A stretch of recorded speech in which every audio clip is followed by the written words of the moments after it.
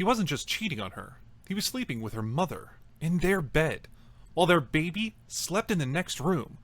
And it all started with one photo. A photo that was accidentally airdropped to her. Emily and Mark had been married 4 years. One child, Aiden. A soft, quiet life in the suburbs. To anyone watching from the outside, they looked stable, almost enviable.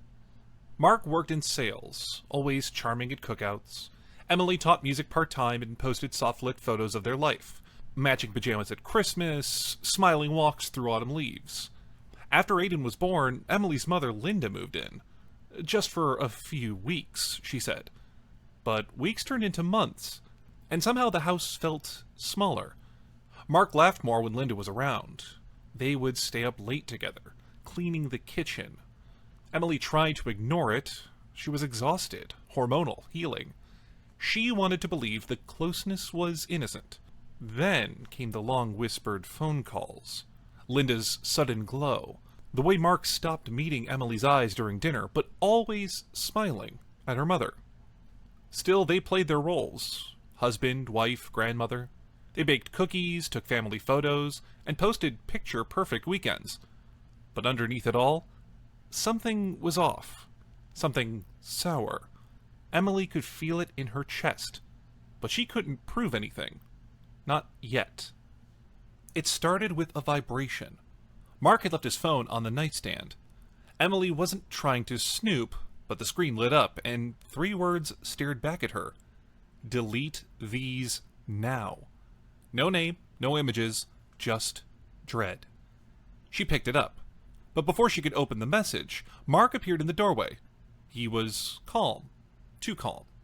He took the phone gently from her hand, smiled like nothing was wrong. "You're paranoid," he said. "It's probably spam, and seriously, she's your mother." Emily froze. She hadn't mentioned Linda. Not once. A week later, Emily's sister sent a photo to the family group chat that was meant to be a cute picture of Aiden. But she airdropped the wrong image. It popped up instantly on Emily's phone. Her fingers went cold. It was Linda, wearing Mark's hoodie, curled up on his side of the bed. No one else was in the frame, but it didn't matter. Then, a voice memo played. One she didn't recognize until halfway through. "She doesn't have to know," Linda whispered. "Just don't be obvious. We've come this far." It wasn't just betrayal. It was generational. It was incestuous. And it was planned. Emily didn't scream. She didn't cry. She just stood there, staring at the photo, the voice memo still echoing in her ears. Her hands were shaking, but her mind was quiet. She went to Linda first. "Tell me it's not true," Emily said. Linda blinked once, then smiled. She actually smiled and replied, "You're just tired. You're emotional. We're family. We help each other." Mark was worse. He didn't deny it. He didn't apologize. "It just happened," he muttered. "She needed someone. And you? Emily, you were never there." The floor didn't give out beneath her, but it felt like it should have. Her husband had just confessed to sleeping with her mother, and somehow he made it sound like she was the one who failed them. Emily left the house that night. She didn't pack. She didn't take Aiden. She just walked into the dark with nothing but her phone and a sick, burning certainty that this was only the beginning. Emily didn't go back home for 3 days. Not to sleep, not to speak, not even to see Aiden. She stayed with her sister, curled up in a silent guest room that smelled like lavender and panic. Her world had ended violently. She felt trapped underwater and didn't know which way was up anymore. When she did return, though, Mark was gone. Linda, too. But it wasn't over. 3 weeks later, Mark's lawyer called. He wanted shared custody of Aiden. Emily nearly laughed. The man who shattered her life, who crawled into her mother's bed and lied about it for months, wanted weekends and holidays.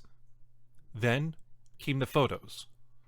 Linda and Mark together at a farmer's market, holding hands, smiling, like they were just another couple in love, like they hadn't burned a family to the ground, like there wasn't a child caught in the wreckage.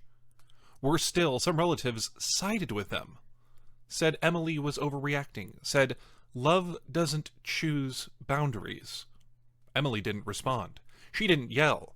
She printed the photo of Mark and Linda holding hands, circled Aiden's face in red that was blurred in the background, and handed it to the judge. But what the court uncovered was even sicker. It was the custody battle that cracked everything wide open. The emotional devastation quickly became legal war. Emily submitted phone records, screen captures, and audio from the leaked voice memo. Mark's side tried to dismiss it all as unrelated to parenting. But the judge disagreed. Court documents revealed months of covert coordination between Linda and Mark. Texts arranging secret hotel stays while Emily was out buying diapers, videos from inside the house while Aiden slept, and worst of all, an email from Mark to Linda titled, "When do we tell her it's love?" Emily couldn't breathe when she read it. Tell her.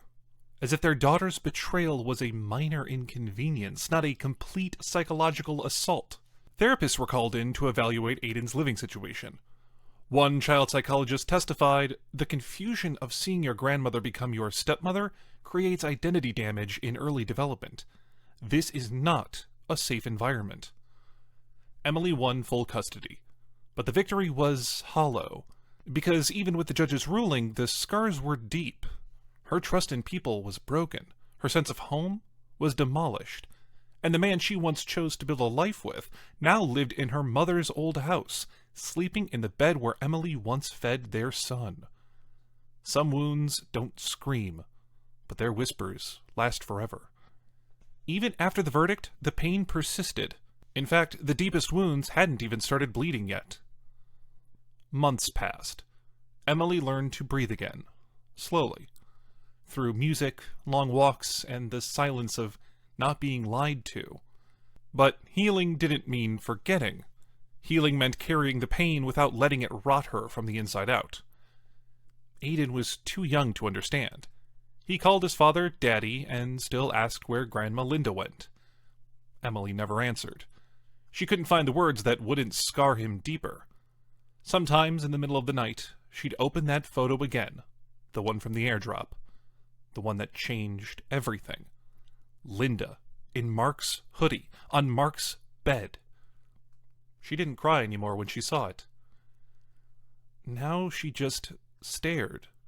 She doesn't have to know, the voice memo had said. But Emily did know.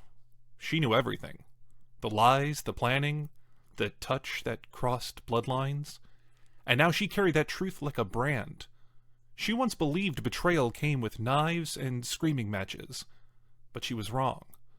Betrayal looked like a mother smiling too softly, a husband laughing at the wrong joke, a door left slightly open. Although she survived the immense suffocating pressure, it killed who she was, and what was left wasn't the same woman Mark had married. 6 months after the custody ruling, Emily opened her front door to find an envelope on her porch. No stamp, no name, just Aiden's name written in Linda's handwriting. Inside was a birthday card. "For my sweet boy," it read. "Grandma loves you always." Tucked behind the card was a photo Emily had never seen before. Mark and Linda standing in front of a baby crib, smiling, together, like a family. But it wasn't their crib. It was Aiden's. There were rumors that Linda had left town, that Mark had followed her, but no one could confirm where they went. No addresses, no updates. The card was definitely fresh, and the photo was new. And the date on the back, written in faint pencil, made Emily's stomach turn. Due February 9th. And this time, she wouldn't just be grandma. She might be raising his child.